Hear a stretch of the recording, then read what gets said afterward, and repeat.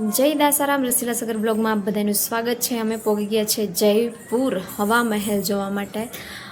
હવા મહેલ અમે જોવા તો ગયા હતા, પણ એમાં થયું એવું કે આગળના ભાઈએ સીટ બેલ્ટ નહોતું પહેર્યું, એટલા માટે 500 રૂપિયાની અમે ફાઇન ભરી। ફાઇન ભરીને પછી 300 રૂપિયા દઈને અમે રિક્ષાવાળાને કીધું કે અમને બધું આ ફિલ્મ સિટી ને પિંક સિટી ને બધું બતાવો, મતલબ અહીંયા ફિલ્મના શૂટ થઈ ગયેલા છે। પણ આ પાછળની બારીએથી જઈ અને આગળ જોવાનું એના 200 રૂપિયા। અમે પહોંચી ગયા છીએ બ્રહ્માજીના મંદિરે। પુષ્કરધામ દુનિયામાં એક જ મંદિર છે બ્રહ્માજીનું, પુષ્કરધામ। તો પુષ્કરધામે પહોંચી ગયા છીએ। ભાઈએ અમને તૈયાર થવા ન દીધા, કારણ કે હમણાં અડધી કલાકનું મંદિર બંધ થઈ જશે, એટલે અમે ફટાફટ દર્શન કરી આવીએ।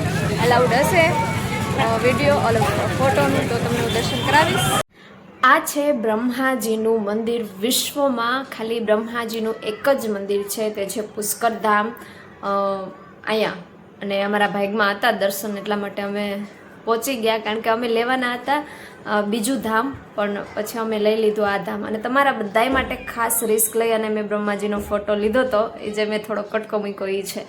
અને મને પુષ્કરધામમાં સૌથી વધારે કંઈ ગમ્યું હોય તો એ છે આ લીમડાનું ઝાડ, કારણ કે લીમડાનું ઝાડ એટલું સરસ હતું ને કે એમ લાગતું હતું કે બ્રહ્મા વિષ્ણુ ને મહેશ આ લીમડામાં વસતા હોય ને એવું લાગતું હતું મને, એટલે પછી મેં એમનો પણ શૂટ લઈ લીધો। બધાએ એકવાર જરૂરથી જાજો પુષ્કરધામ। તો અમારા ભાગમાં આરતી હતી બ્રહ્માજીની, તો અમારે આરતી થઈ ગઈ। વિચાર્યું નહોતું કે અમારે આરતી થશે, પણ થઈ ગઈ। આમ બધા ભાગ્યશાળી, તમને તો ન બતાવી આરતી, પણ ફોટો મૂકી દઈશ। ધામની બજાર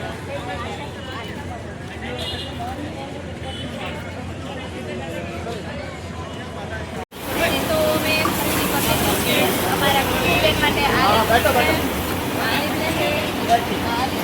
અમારા બેન માટે થોડી ઘણી કરી તો એ જાજા પૈસા થઈ ગયા, એટલે હવે કંઈ ખરીદી કરવાની થતી નથી। હવે તમને હોટલ બતાવતો અહીંયા જવાનું છે। માજીના મંદિરે બહુ સારું સારું છે, તમે આવજો, અહીંયા આવજો, જયપુર ન જતા। આ ખાસ મારી વિનંતી છે તમને બધા, જયપુર ન જતા, લૂંટશે, ખાલી ખાલી લૂંટી લે અને પૈસા ભાઈ પાડી દે, એટલે ત્યાં ન જતા અહીંયા આવજો, એ બહુ મસ્ત છે। લો સફર શરૂ હો ગયા, તો અમે લોકો નીકળી ગયા છીએ હવે ઘર બાજુ।